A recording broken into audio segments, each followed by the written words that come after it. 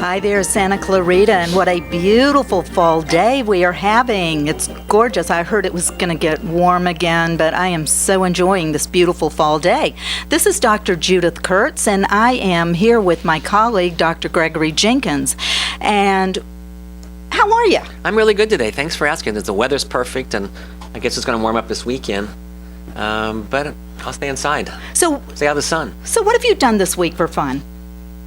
This week, nothing. Nothing? No, I Are just you go just I boring? go to work. Oh. It's things to do in the evenings and go to bed. I am boring. Well, we're just going to have to help Dr. Jenkins out. Anybody have any suggestions as to what he can do for fun this week? Let me know. I was in San Francisco last week. You've been busy. You're traveling. I'm going to San Francisco on Friday for an award presentation for this organization that's been open for 37 years, and then I'm coming back on Saturday. Oh, good. Well, I stayed like 4 days and went everywhere. Was sailing under the Golden Gate and just had a ball. I mean, San Francisco is a fun place to be, and hey, pretty cheap to go there to fly. So it's not so much. It's nice. You know, it's nice. Because last time I went there, I had to go there just for one day. The same day, I flew up in the morning, flew back in the afternoon, and I took the train from Oakland Airport. Oh. You know, and I'm thinking it's going to be a subway, right? So it's what, 50 cents, $1.50, $2.50? It was like $11. $11 is a deal. Is it? I thought it would be more like bus fare, I guess. You know. Yeah, but you got to get out more. I think so. I'm going to work on that. Okay. Put that in the grab bag.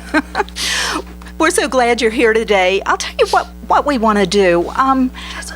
Dr. Jenkins and I have people. I mean, don't you have people talking to you about, and like grabbing you at a party or talking to you? We have people who send in questions. People aren't calling in as much. We wish you would call in with any question. We want to give you the right answer, not somebody's opinion. We want to give you the clinical, the well-studied, the right answers. So give us a call, or if you're having issues, we're all about healthy sexuality, health, and relationships. And people have sent some questions in to us, and so we're going to answer the listeners, and we're going to answer some of the questions. And when you're out socially, don't you have people who will come up to you and grab you because you're a doctor, kind of aside? And it definitely happens, yeah. Yeah. Definitely happens. Well, on some of my questions that I'm going to answer, I've had people grab me too at a party. Oh my gosh, this is a sex therapist. I've got an issue that's bothering me forever, and I don't mind at all if they'll grab me and say, hey, let's talk about this. And I'll give them the short answer, and I said, if you want more, it's going to cost you. So anyway, well, that's good. I have people grab me. I mean, not really, they don't actually grab me, but they talk to me. Well, that's fun.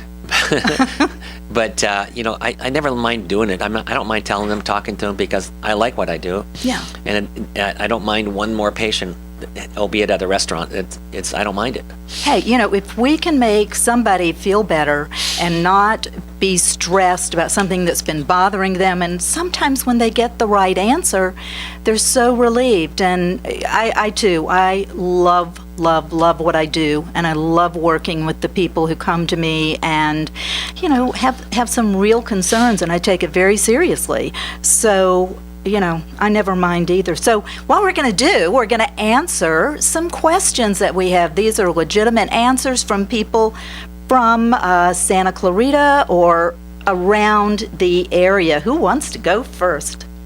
I think you should go first, because you have them written down, and I have them written down. I have them in my head mostly. See, I'm such a student. I am such a student. I write things down. Nice writing, though. Very nice. Okay. Yeah, I do have nice penmanship. They don't do that anymore in school. They don't do that. They don't teach that. They teach computers. Digital. Well, I like to write. Mm-hmm. Anyway, okay, one of the questions, I've got 9 or 10 of them that I wrote down. Some have come into the station, and by the way, if you have a question or something just kind of alerts you, please feel free to call us at 298-5487, or you can email us at just plain old DOC, at hometownstation.com, and we'll be happy to answer anything and help you out. I don't want you to suffer anymore, and I don't want you to have bad information. We want to give you the best and have a good life. Right, and this is completely confidential. You can use a fake name on the phone. Yeah, we don't care. We don't care. So just give us a call, and we're going to go over some questions that Dr. Curts has. So which one you got? So you can be Mary or Bob. Everybody can be Bob, and everybody can be Mary. Whatever. Mary and Bob, please call. We don't care. We just want you to feel better. Okay. But those are Mary and Bob questions that you have written down that people talk to you about. Yes, these are so definite. These are actual questions. Actual questions. That Mary and Bob wrote. Okay, one of them, you may know the answer to it, but I've done some research and I've talked to Dr. Jenkins about this, and we may be able to give you even better information. A lot of people have asked, is it safe to have sex during your period? What do you think out there? Is it? Well, it's a personal preference, number one. It's if you want to, that's fine. If you don't want to, that's fine too. But is it safe? It's absolutely safe, but with some other, any body fluid can carry HIV, so you are more prone to getting the virus than you are when you're not having your period. Is that correct? That's correct. HIV can be transmitted through menstrual flow, and it's because it's a menstrual flow, there's open bleeding sites basically inside the uterus. So if an HIV person was to ejaculate in there, then you have an increased risk more than just regular intercourse. Okay. I think that's something we all need to know. Pregnancy. Can you get pregnant when you're having your period? You are not as likely, but is it possible? I would say it's impossible. The reason is that you 2 weeks before you have bleeding is when you ovulate. So you have to have sex during ovulation and not during menstruation. I love this because I want to have a different answer. No, I don't want to get pregnant. Okay. I've done that. Been there, done that. You can get pregnant when you're having your period because not everyone ovulates 2 weeks before their period. Some are late ovulators, some are early ovulators, and if you are ovulating right at the end of your period, and some people do, those little sperm can last a long time. They can be quite strong, so it is possible, and it has happened. Yeah, I'll get the exact numbers on that because I think it's opposite of what you think. Okay, and I'd like that because I looked it up, and we know everything we read on the internet is correct. True. Yeah. But Google has a guarantee.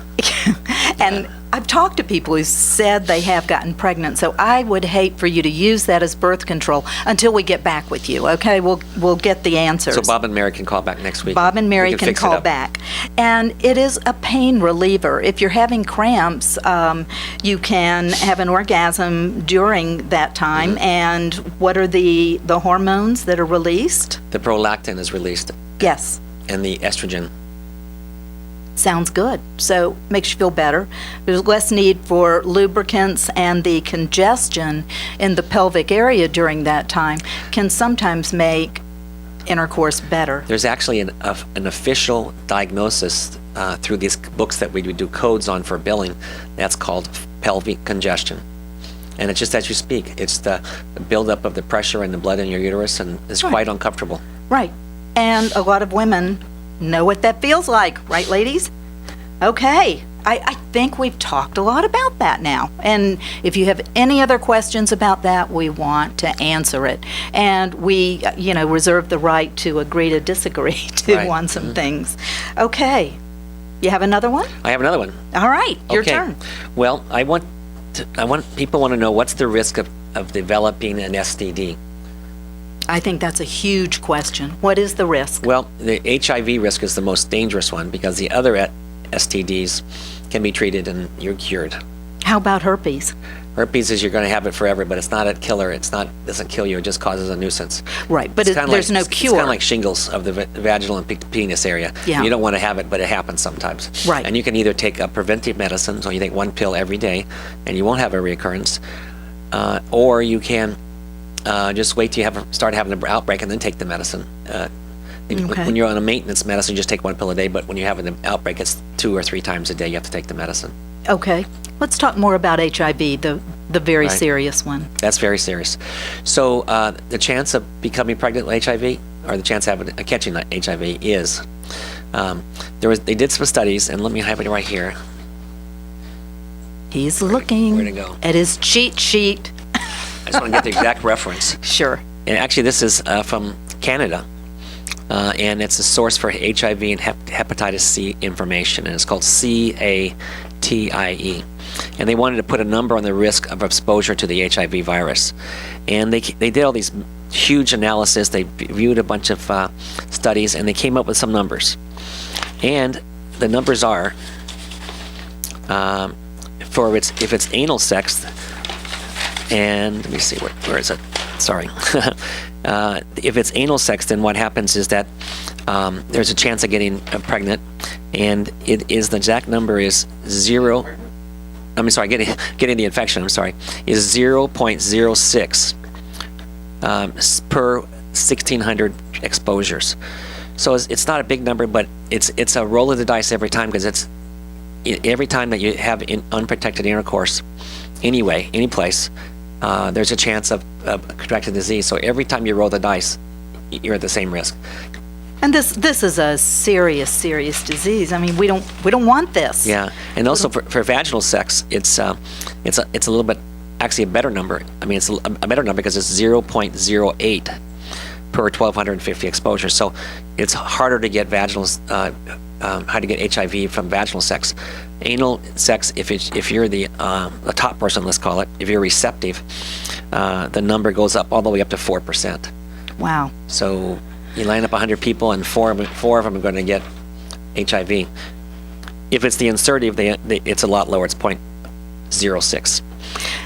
And we try to get people to be safe. I mean, we want you to be happy and healthy and good with your partner. We just want you to be safe, and that's all. We're just trying to give you information so that you will be. I mean, I think one of the hardest things is to come down with a sexually transmitted infection or disease.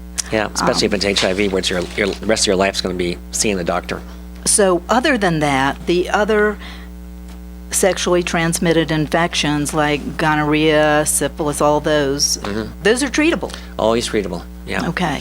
And some of the diseases, you don't really know you have it, so you have to see the doctor and get tested. You have to get tested and see if you have anything. And there's basically the chlamydia test, the gonorrhea test, the syphilis test, and the HIV test. Those are the four big tests. And then there's chlamydia also, but that's more of a problem with the women. And there's not a blood test for it. So as a physician, if someone ends a relationship with someone that they've had, should they go to their doctor and get tested just to make sure they're okay before they go to the next relationship? They should definitely go get tested sometime before you have intercourse again. Okay. And the blood test takes a couple days to get back, but it's pretty fast. Now, sometimes I actually have new couples. They say, well, we've been dating for a while, and we're thinking about having intimate relations, so we both want to get tested. I think that's so responsible. Yeah. I was joking with somebody about a new Match.com. Yes? One that actually posts your reports. Post your reports? This is the date of the report, and this is what I tested for. I'm all negative. I think that's a great idea. Yeah. Okay. Will you work on that? Probably not. Oh, okay. But it's a great idea, and I think information is power, knowledge is power, so we need to know things like that. I have a question that has been asked of me many times, and generally it's a person who identifies themselves as gay, lesbian, LGBTQ, whatever, and they say, "Hey, doctor, how do I come out to my family?" My answer is, and Dr. Jenkins and I have talked about this, I think we agree, my answer is, why? Right. Why tell anybody about your sex life? Yeah, you don't have to come out. You can say, I prefer to be with this person. This person is special in my life, but because they're going to come visit and we'll probably be sleeping together. But, you don't have to explain your sex life to anyone. I mean, heterosexual people don't, so why should Homosexual people do that. It's just another bias, and I think we need to get rid of it. Don't worry about coming out. Live your life, be happy, be safe. Right. I think that's true. Okay. You have to. Why tell anything? Why tell people about your sex life? I never could figure out why anybody does that. Yeah, who wants to know? I mean, really, I don't want to know about people's. Well, yeah, I do actually, because people come to me and tell me. Oh, I guess for you, yeah. I don't get that same question. No. But, and I enjoy hearing about this because sometimes people are struggling, and they get the right answers, and we talk about it in a very, very safe way, a very easy, nurturing way, and then they leave happy. What's your next question? My next question, let's see here. How about female sexual dysfunction? Ooh. What are the causes of that, either physical or psychological? What do you think? I'd like to hear the physical first. Okay. See, the first thing that comes to mind for me is bad lover. Well, or somebody you haven't talked to, or, either way could be a bad lover because you haven't expressed what you need and how you feel. So what about the physical? Well, I'm thinking about physical, that actually, an injury can cause bad sex. Yes. An infection can cause bad sex. And you have every right to say no. And, and then the psychological things where you really don't want to be there, that's going to be definitely bad sex. Yeah. And there's also, like for women, if sometimes they're getting into menopause area, can be bad sex because of vaginal dryness, which can be easily fixed. Easily fixed. Yeah. We've talked about how you can fix that, and how a lot of times, though, the psychological part is there's resentment in the partner. There's sometimes women are just too tired in the evening, and I think the evening is the worst time to be intimate with your partner. I think that's a time to just crash and go to sleep, and then feel better and energized with your partner. Sometimes there's tremendous resentment and anger, and going to a sex therapist, you can really get to the bottom of that. A sex therapist, by the way, I think people are afraid to say, I'm going to a sex therapist. Well, you don't have to. You can say, let's go to a therapist, because sex therapists come in different shades, like they are board-certified psychotherapists. They can be a psychologist. They can be a psychiatrist who's taken the extra training, and it's a lot of training. So, don't just listen to somebody who has an opinion. Go to a professional, and it's not embarrassing. If a person touches you, asks you to take off your clothes, anything like that, you run out of that office as fast as you can and tell me about it, because I'll report them. Right. It's unacceptable, and you should not feel uncomfortable at all. But, when we're talking about the physical causes, I didn't bring up alcoholism, drug abuse, hormonal imbalance, diabetes, other type of Parkinson's disease. These are all the conditions that can cause it. And also, if you have heart disease, your penis doesn't work as well. And the penis, sometimes they say, is the barometer of your health. Right. So if you can have good sex, then you're probably healthy. Right. I guess we could test that. Well, see, we were talking about female sexual dysfunction. I thought, how'd the penis get involved here? That's what men do. You just threw it in. That's what men do. Okay, all right, you just threw that one in. And that's so right. I mean, so right. So we want you to be happy and healthy, and we've got so many questions here. I really want you to call in. Let yourself do that. Let yourself make that call. We're here. Our offices are open to you. We just want to help you out and help you to be better. So we have to go to break now, and you are listening to KHTS, your hometown station.